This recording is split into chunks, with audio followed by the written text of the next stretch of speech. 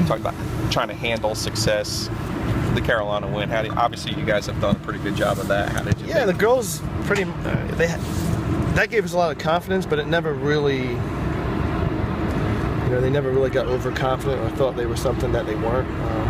It gave us confidence that we could play with the top teams, but they've been very consistent and very even keel, the whole season, playing a tough schedule that they've played.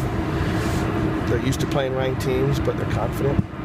There's really nothing that can come our way right now, which phases us, which is surprising for such a young team. Maybe they're just naive and they don't know any better, but they've been really consistent. Other than the one game up in Virginia, we've been really steady, consistent all year. And they were able to handle some of the losses too, the middle stretch there of the ACC. Yeah, I mean, the thing about those losses is they were some of the best games we played. The Duke game we lost, the Florida State game we lost, the Clemson game we lost, and we very well could have gotten at least a point in those games. So I think they knew, losing, when you get beat bad, the kids know it. They knew we played well and they just didn't fall our way. So it was good to see them be able to handle that way.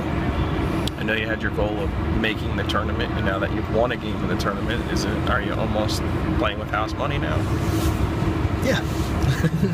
Absolutely. I think that term came up last week after the selection show. Mm-hmm. And I think some of that is, I think the relief of making the tournament really relaxed the group. Coaches as well. We're just, anything we do is a bonus. So, they were very relaxed going into the Minnesota game. And knew the pressure was on them. They were the Big Ten champion regular season and tournament. They were the home team. They were the seeded team. They had 2,000 of their fans. And we played ranked teams all year, so it wasn't a big deal to us. And we just went in really relaxed and played well. And I don't expect that to change this week. What was it about last season? I remember when I talked to you, I was taken by how candid you were. You said you didn't think last season there was growth or progress. Something happened between now and then. What do you think attribute this ascension to? The freshman class played a big part of that. Right. I mean, I think I said all along to all you guys over the past couple of years, with early recruiting, it just takes time to get your kids here and reshape the roster. And now that we have multiple recruiting classes together of talented kids, I mean, it's really not a secret. Talent is a big piece to winning, and we have that now. You take last year's group, and then you add in the impact players that we've had with Kia and Z and the Germans, and then God bless Paige has had a great year. I mean, you add that much talent to what we already had, I mean, eventually you're going to turn the corner.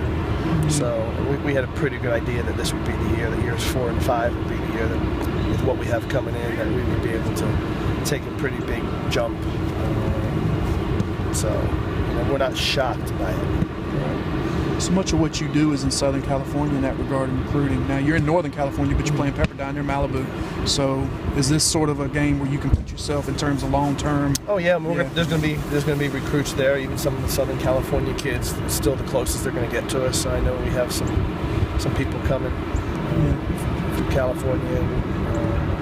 It's big for us to be in a quad with these 3 other teams in Santa Clara and Pepperdine and Stanford, because there's going to be a lot of West Coast exposure. It's great for us to get our name out there, because we do a lot out there, and our California kids have done well.